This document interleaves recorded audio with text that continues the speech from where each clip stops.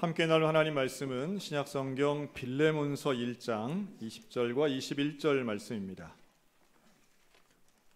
오 형제여, 나로 주 안에서 너로 말미암아 기쁨을 얻게 하고 내 마음이 그리스도 안에서 평안하게 하라.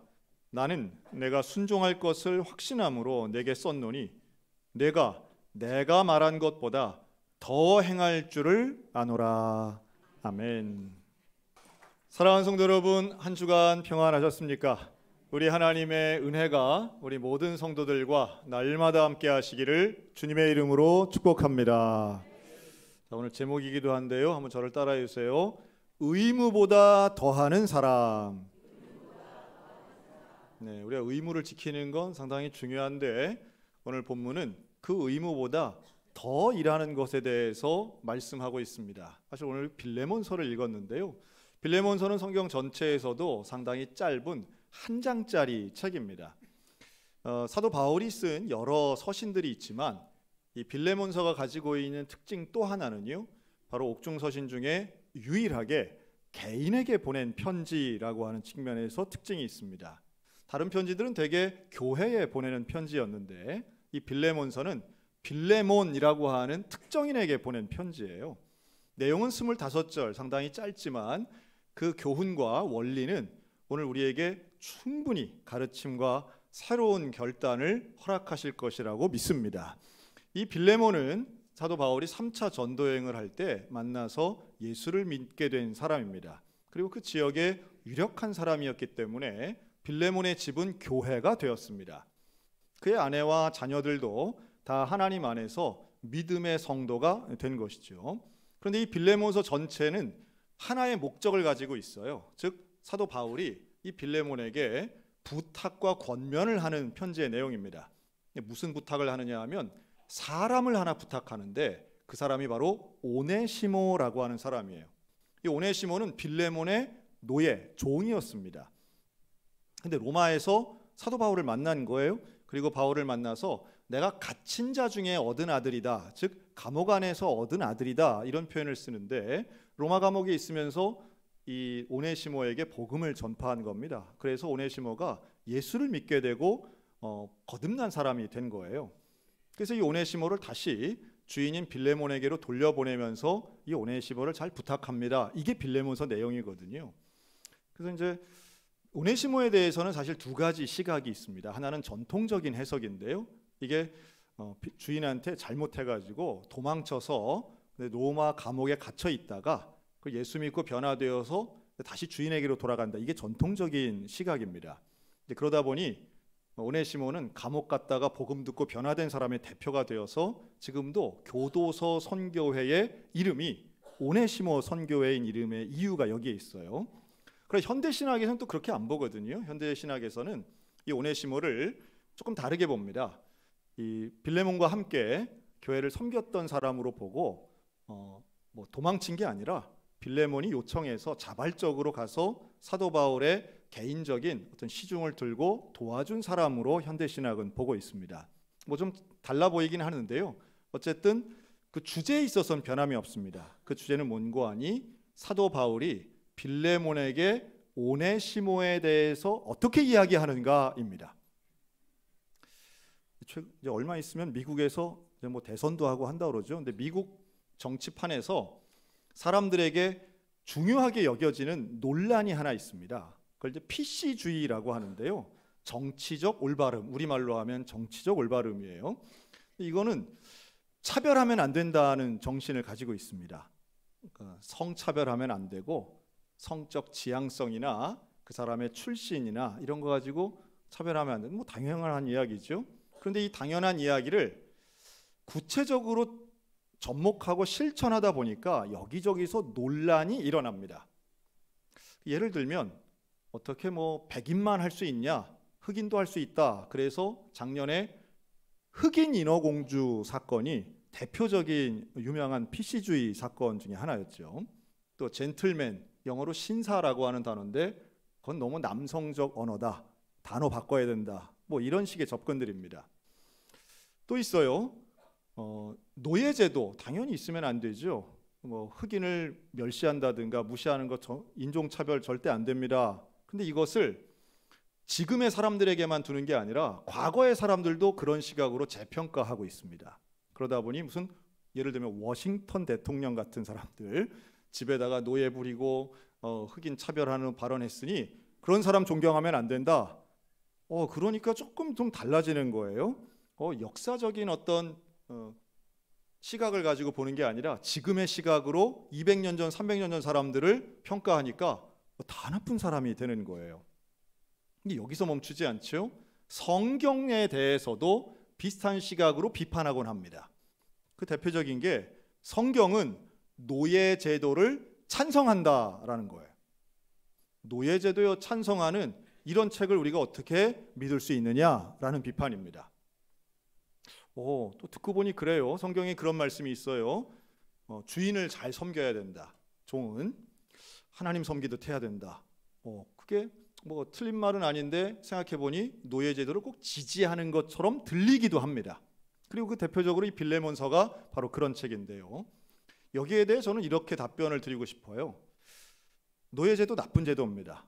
반드시 고쳐져야 할 제도지요. 그런데 인간의 제도라고 하는 것은 항상 수정되어 왔습니다. 다시 말해 2024년도에 우리가 지금 하고 있는 이러한 제도들, 여러분 이거 50년, 100년 후에도 똑같이 지키고 있을까요? 아니면 달라져 있을까요? 제가 그런 예를 들어드리잖아요. 지난 수요일도 잠깐 말씀드렸는데 여러분 최근에 이제 보신탕 못 먹게 됐잖아요. 법으로 먹는 게 금지가 아니라 개를 잡는 게 금지가 됐습니다. 이런 일이 올 줄은 몰랐죠. 설마 법으로 금지할까라고 했지만 법과 제도는 항상 변할 수 있다는 말씀을 드립니다. 여러분 법은 진리가 아닙니다. 제도는 시대에 따라 달라질 수 있습니다. 그렇기 때문에 지금 우리가 하고 있는 실천하고 있는 법과 제도라고 하는 것은 50년, 100년 지나면 또 어떻게 달라져 있는지 모르는 거예요. 성경은 제도를 개혁하자는 책이 아닙니다. 성경이 말씀하고 있는 것은 법과 제도를 개혁하자는 게 아니라 언제든지 변하지 않는 인간의 기본적이고 본질적인 것에 대해서 말씀하는 책이에요. 자, 그렇다면 그게 뭘까요? 빌레몬서에서는 사도 바울이 그 얘기를 아주 잘하고 있습니다. 즉 빌레몬에게 종인 오네시모를 보내면서 뭐라고 당부를 하느냐 하면 이 오네시모를 종으로 대하지 않았으면 좋겠다. 이 오네시모는 나에게 있어서는 아주 중요한 사람, 신복 같은 사람이다. 나의 신복이란 단어를 써요. 사도 바울이 감옥에서 복음을 전하고 신앙을 갖게 된 이 오네시모 청년에게 나의 신복이다라고 하는데요. 일반적으로 신복이란 말은 부하가 한 10명쯤 있으면 그 가운데 내게 좀 특별한 한두 명을 신복이란 단어를 쓰잖아요. 마음심에 배복자를 씁니다. 즉 내 안에 있는 모든 것을 함께 소통할 수 있는 중요한 가치가 있는 사람이란 뜻이지요. 근데 여기에 쓰여 있는 이 헬라어도요 마찬가지인데 이걸 다른 말로 하면 진심으로 충심으로 내 마음을 다해서 대하는 사람이란 뜻이에요. 그렇다면 빌레몬에게 이렇게 권면하고 있는데요. 그러니 나의 신복 같은 사람이니까 이 오네시모를 너 빌레몬은 앞으로 주인과 종의 관계가 아니라 형제같이 대해줬으면 좋겠어. 이 부탁을 쓰는 것이 빌레몬서입니다. 돌아온 종으로 혹은 종 중에 나은 사람 이게 아니라 너에게도 중요한 사람, 함께 일을 할 수 있는 동역자, 너의 형제와 같은 사람으로 이 오네시모를 대해주면 좋겠어. 여러분 이게 당시로선 거의 불가능한 일입니다. 주인으로 있던 사람이 종이 아무리 복음을 들었고 변했다 할지라도 종을 형제처럼 대하는 건 당시의 사람들에게는 있을 수 없는 일이라는 거예요. 그런데 그 일을 사도 바울이 빌레몬에게 부탁하면서 뭐라고 빌레몬을 칭찬하느냐 하면 이게 어려운 일인 건 내가 잘 알아. 이게 힘들고 어색한 일이라는 것도 알아. 그런데 너 빌레몬은 내가 말한 것보다 더 행할 줄을 내가 안다. 이렇게 칭찬하고 있어요. 말한 것을 지키는 것 그 이상으로 네가 진짜로 진심을 다해서 그저 형식적으로만 하는 게 아니라 진심을 담아서 할 것을 내가 잘한다. 참 놀라운 얘기죠. 우리나라도요, 사실은 법이 잘 되어 있습니다. 법이 잘 되어서 예를 들면 직장 내에서 갑질을 하면 돼요, 안 돼요? 안 됩니다. 차별할 수 없어요. 법으로는 다 되어 있습니다. 그런데 갑질이 있어요, 없어요? 있습니다. 차별이 존재합니다. 법으로는 지켜지지만 합법적인 테두리 안에서 사람을 얼마든지 차별할 수 있습니다. 눈빛 하나로도, 말투 하나로도, 말 한마디를 해도 냉랭하고 차가운 것들이 있어요. 사람은 알죠. 법은 중요하고 제도는 참 중요하지만 그 법이 인간관계 모든 것을 해결할 수 없습니다. 법 위에 무엇이 있을까요? 인간의 본성이 있습니다. 아동학대 방지법이 아무리 있어도 학교 폭력이 없어지질 않아요. 아무리 여성을 존중하는 법들이 있어도 성폭력, 성추행이 사라지질 않아요. 왜요? 근본이 변하지 않기 때문입니다. 제도가 필요 없다는 얘기 절대 아니에요. 제도 개선을 해야 됩니다. 법을 준수해야 됩니다. 법을 위해서 공부하고 발전시켜야 됩니다. 하지만 인간의 본성이 바뀌지 않는 이상 아무리 법과 제도가 선진적이 된다 할지라도, 빈틈없이 조밀하게 만든다 할지라도 인간이 갖고 있는 근본적 죄성과 악성 때문에 결국은 인간은 관계에서 어려워지고 생활 속에 더 많은 스트레스를 받고 있습니다.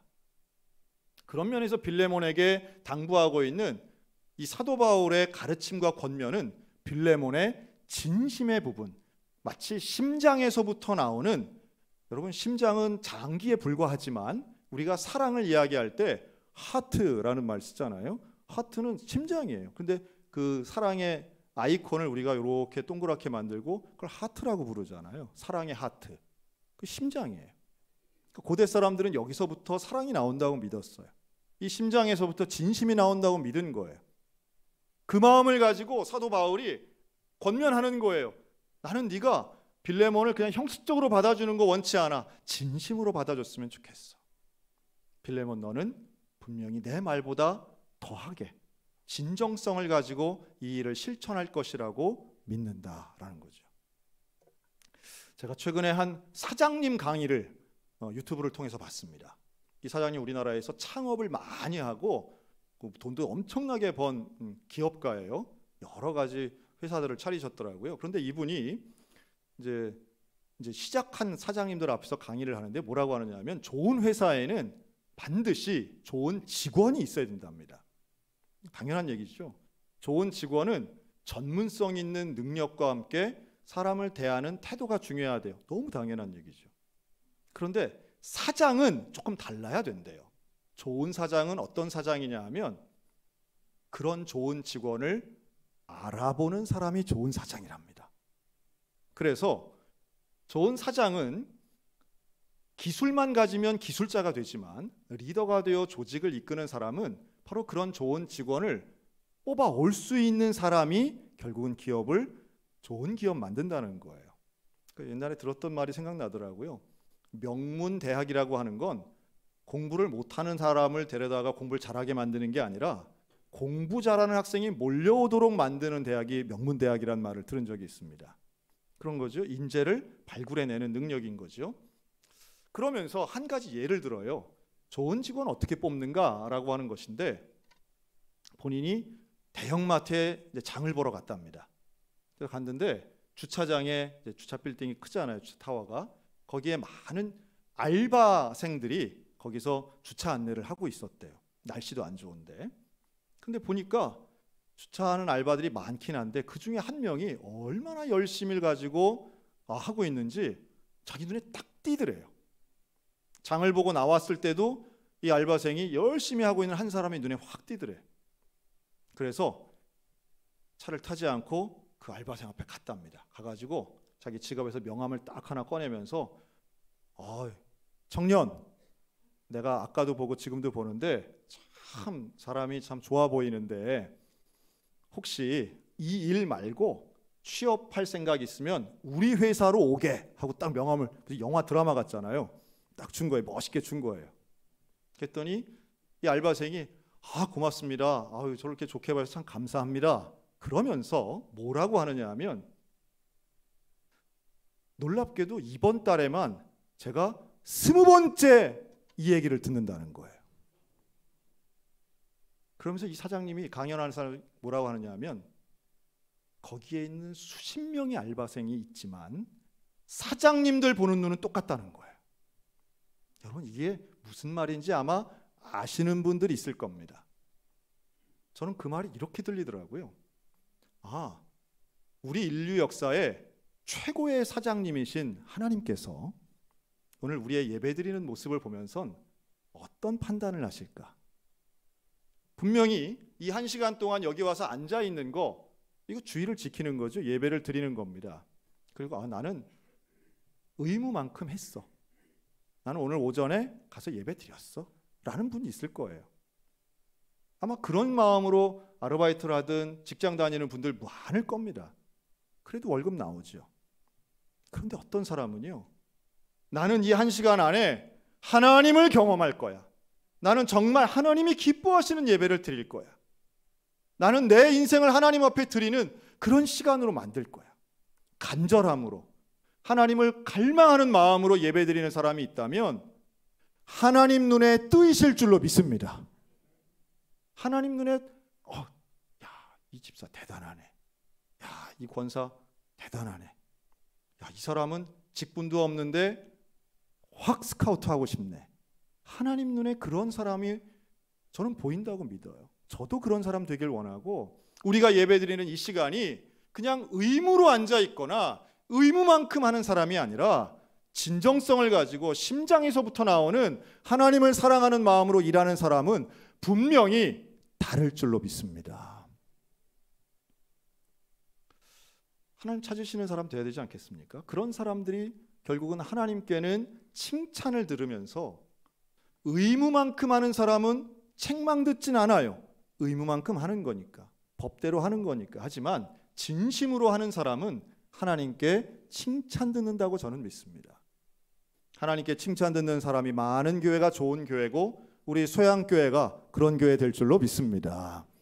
우리 한국교회사에서 가장 유명한 자랑스러운 역사의 스토리가 하나 있어요. 전라북도 김제에 가면 금산교회라고 하는 교회가 있습니다. 1905년에 선교사에 의해서 창립된 교회예요. 근데 이 교회에는 처음으로 등록해서 다녔던 성도들이 있었는데 그 중에 이 김제에서 제일 큰 부자 중에 하나였던 조덕삼이라고 하는 사람이 있었습니다. 그리고 이 조덕삼 집에 머슴이 있었는데 그가 바로 이자익이라고 하는 사람이에요. 조덕삼, 그러니까 주인 조덕삼과 머슴 이자익이 이제 막 시작된 교회에 같이 다닌 거예요. 그러니까 주인이 갔기 때문에 이 머슴도 간 겁니다. 그리고 그곳에서 세례를 받고요. 시간이 지나서 1907년도에 이 교회에 장로 선거를 했습니다. 최초의 장로 투표예요. 후보가 누구였느냐 하면 바로 주인 조덕삼과 그 집의 머슴 이자익 2명이었습니다. 모두가 당연히 저 주인 어른이 되겠지. 투표를 했는데 놀랍게도 머슴이 된 거예요. 이자익이 된 거예요. 술렁술렁했습니다. 큰일 났다. 어떻게 이렇지? 근데 바로 그때에 참고로 말씀드리면 당시에 주인 조덕삼의 나이는 41살, 이 머슴 이자익의 나이는 27살이었어요. 누가 봐도 사회적 신분도 혹은 마을에서의 어떤 지명도도 전혀 다른, 교회는 호남에 있었는데 이 이자익이라는 사람은 고향은 경상도 분이었어요. 와서 돈 벌러 머슴살이 하러 온 거예요. 그런데 교인들이 그를 뽑은 거죠. 2년 동안 교회 생활을 하면서 그의 정직함을 본 겁니다. 그런데 그때 놀라운 일이 벌어집니다. 주인 조덕삼이 자리에서 일어나서 앞으로 나갑니다. 그리고 뭐라고 하느냐 하면 여러분들 걱정하시겠지만 여러분들의 결정을 저는 겸허히 받겠습니다. 그리고 저는 앞으로도 이자익 장로님을 도와서 우리 금산교회를 위해 충성하겠습니다. 인사를 했어요. 많은 분들이 감동받았죠. 그리고 그 조덕삼 씨는 그 다음 해에 장로님이 되는데요. 그의 말 그대로 실천하기 시작합니다. 어떻게 실천했느냐?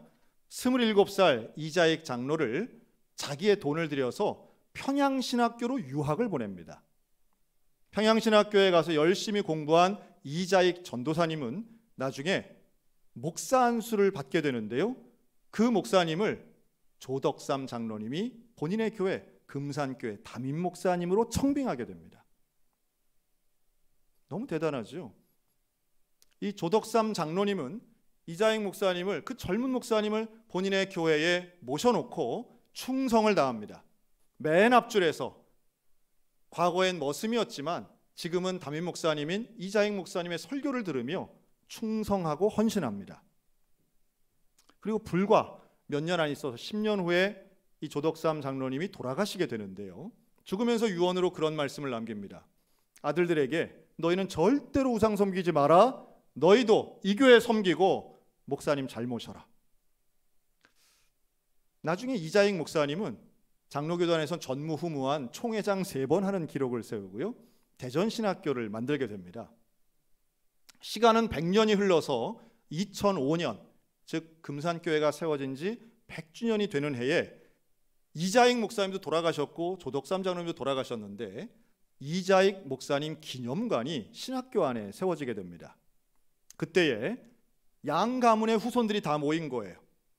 그때 조덕삼 장로님의 친손자, 국회의원을 3번 하신 조세형 장로님이 그 자리에서 이자익 목사님의 역시 손자, 연변과기대 교수였던 이규환 장로님 앞에 허리를 숙여 두 분의 장로님이 인사하고 절을 하셨습니다.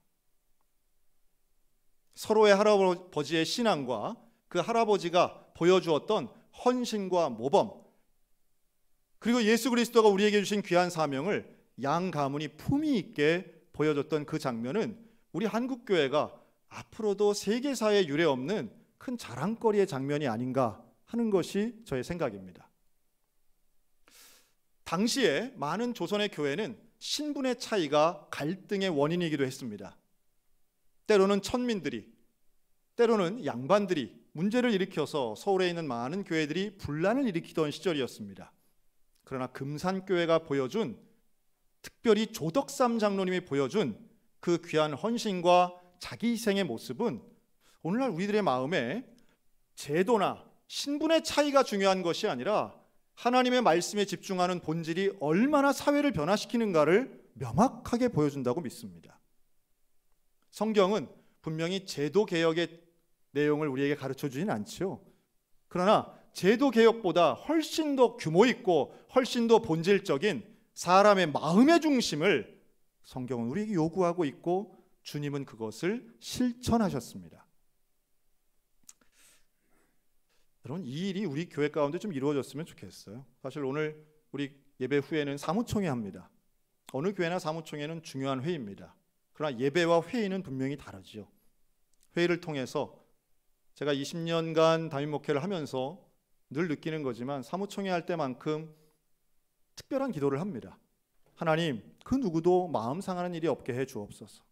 또한 모두가 한 마음을 가지고 기도하고 헌신하고 주의 일을 감당하는데 순서나 혹은 기분이나 감정이 사명보다 앞서지 않게 해달라고 간절히 기도합니다. 오늘 우리들에게 과연 누구를 보아야 할 것인가? 내가 오네시모인가 빌레몬인가? 아니면 이들의 관계 속에서 진심의 심장에 그 놀라운 사랑을 전파하는 사도 바울인가? 사람을 섬기고 교회를 섬기는 그런 근본의 원리를 하나의 예로 찾아보면 무엇일까라고 생각해 봤습니다. 우리 한국교회의 근대사의 자랑이 금산교회라면 저는 현대사회에서 찾을 수 있는 또 하나의 사례가 바로 다일공동체 사역이 아닐까 생각이 들어요. 다일공동체는 최일도 목사님이 세운 공동체면서 바퍼 사역으로 유명한 공동체입니다. 이 최일도 목사님이 유학을 준비하던 1988년 청량리 그 굴다리 앞에서 배고파서 계시는 노인 한 분을 설렁탕 한 그릇을 대접하면서 하나님의 음성을 듣고 그때부터 시작한 것이 바퍼 사역입니다. 근데 그 최일도 목사님이 그 사역을 거의 40년 가까이 이렇게 진행해 오면서, 물론 최 목사님에 대한 평가가 다양할 수는 있어요. 하지만 그 사역에 대해서는 분명히 예수님의 사랑을 전파한 사역이라고 저는 봅니다. 근데 많은 동역자, 자원봉사자들이 필요한 사역임에도 분명하죠. 그리고 그분들을 향해서 반복적으로 했던 이야기, 그게 바로 오늘의 설교 제목입니다. 한번 오늘 주보 보시면 의무보다 더하는 사람 밑에 뭐라고 써 있어요? 따라할까요? 지어 자칼라. 뭔 소리야? 그렇죠? 이런 말이 들어갈 때는 목사님이 나 졸지 말라고 이렇게 하는구나 하시면 됩니다. 이게 무슨 성경에 나오는 말도 아니고 한데 아무리 봐도 이게 뭔 소린지 호기심만은 자극해서 설교에 한번 집중을 하려고 하는 거예요. 제가 만든 말이 아니고 바로 그 최일도 목사님이 만들고 저는 30년 넘게 반복적으로 쓰는 어휘입니다. 자, 이게 뭐냐면 자원봉사를 하는, 이웃을 돕고 봉사하는 사람들에게 봉사의 원리를 가르치기 위해서 만든 어휘예요. 자, 이게 뭘 뜻할까요? 한번 따라할까요? 지금부터 일합시다. 미루지 말라는 거예요. 내일이 아니고 내년이 아니고 은퇴 후 아니고 건강 회복 후 아니고 돈 많이 벌고 아니고 손주 키운 후 아닙니다. 지금부터 하는 겁니다. 두 번째는 뭐예요? 따라합시다. 여기부터 일합시다. 딴 데 가서 하는 것 아니고 우리 교회에서 일하는 것이고 내게 속해진 곳에서 일하는 겁니다. 내가 있는 여기에서 일하는 거예요. 세 번째 따라합시다. 작은 것부터 합시다. 위대하고 큰 거 요구하지도 않습니다. 사실 교회나 하나님의 일은 뭐 엄청나 보이긴 하지만 작은 것부터 하는 거죠. 그리고 대개는 뭐 그렇게 어렵지 않습니다. 자, 할 자는 뭘까요? 따라할까요? 할 수 있는 것부터 합시다. 자, 그런데 저는 이걸 조금 바꿔서 이렇게 하고 싶어요. 옆 사람에게 할 일 찾아서 합시다. 네. 뭐 능력이 없고 시간이 없고 재능이 없어서 돈이 없어서 못한다, 건강이 없고, 그렇지 않습니다. 할 일 찾아서 하면 분명히 있습니다. 그리고 하나님의 은혜는 분명히 임합니다. 그런 분들이 우리 교회에 저는 많다고 봐요. 마지막 나는 뭘까요? 자, 우리 저를 보시고 나부터 하겠습니다. 제발 남 이야기하지 않았으면 좋겠습니다. 뭐 저 사람이 해야 된다는 등, 저 사람은 안 된다는 등 이런 얘기하지 말고 나의 얘기를 했으면 좋겠어요. 내가 하겠습니다. 작년에 1년 연말에 우리가 광고했죠. 그 특별하게 광고했던 분야가 있습니다. 바로 방송실 봉사자 광고였습니다. 방송실 봉사자 찾는 게 쉽지 않았습니다. 그런데요, 연말에 제가 한번 해보겠습니다 하는 분들이 몇 명이 나왔어요. 너무너무 귀한 분들이죠. 지금도 있지만 아까 2부 9시 예배 때는요, 올해 고등학교 3학년이 된 우리 온유가 지난달에 와서 제가 하겠습니다 그러더라고요. 그러면서 저를 보고 뭐라 그러냐면, 목사님 앞으로 목사님 설교는 제가 책임지겠습니다. 그 얘가 뭘 좀 잘못 아는구나 했는데 고맙다 그러면서 무리하지 말고 오래 하는 쪽으로 하자 제가 그랬습니다. 너무 고맙더라고요. 광고가 나면 누군가에겐 이게 내가 한번 해볼까라는 마음은요, 저는 하나님 주시는 마음이라고 생각이 들어요. 이건 내가 할 일 아니고 저 사람 할 일이야 라는 생각이 들면 아무 말도 하지 않으셨으면 좋겠고요. 그럴 땐 그냥 입을 다무는 게 가장 좋은 은혜로운 방법인 것 같아요. 근데 이건 내가 할 일이야 그러면 용기를 내셨으면 좋겠어요. 하나님께서 우리에게 분명하게 맡기시는 일들이 있습니다. 사명이죠. 그리고 놀랍게도 이것은 의무보다 더하는 것입니다. 의무보다 더한다는 것은 양을 얘기하는 게 아니라 그 마음의 진심을 이야기하는 것입니다. 하나님이 기뻐하시는 사람, 하나님이 보시는 사람, 하나님의 눈에 띄는 사람, 그는 바로 의무보다 더하는 사람일 것입니다. 우리 한국교회가 자랑하는 것도 바로 이 지점이고, 제도 탓하거나 무능한 탓하는 것이 아니라 하나님께서 허락하시면 오네시모도 종이 아니라 형제가 되는 것이고, 사도 바울이 감옥에 있어도 복음의 형제로 변화되는 역사를 만나는 것이며, 빌레몬이 교회의 지도자로 있지만 빌레몬에게 어려웠던 문제처럼 보이지만 사도 바울의 말씀에 순종함으로 그는 시대를 앞서 나가는 놀라운 하나님의 일꾼 된 줄로 믿습니다. 우리 소양교회가 갈 길이 바로 그런 것이죠. 의무보다 더하는 것입니다. 진심을 가지고 사람을 대하는 것입니다. 나의 심장을 가지고 하나님 맡겨주신 사명을 감당할 때에 이 시대를 오히려 뛰어넘는, 시대의 제도나 법률에 갇혀 있는 것이 아니라 그것을 초월하여 새로운 시대를 열어가는 하나님의 교회, 칭찬받는 하나님의 일꾼, 의무보다 더하는 저와 여러분들 가운데 하나님의 놀라운 칭찬이 쏟아지는 우리 소양교회 되시기를 주님의 이름으로 축원합니다. 아멘. 기도하겠습니다.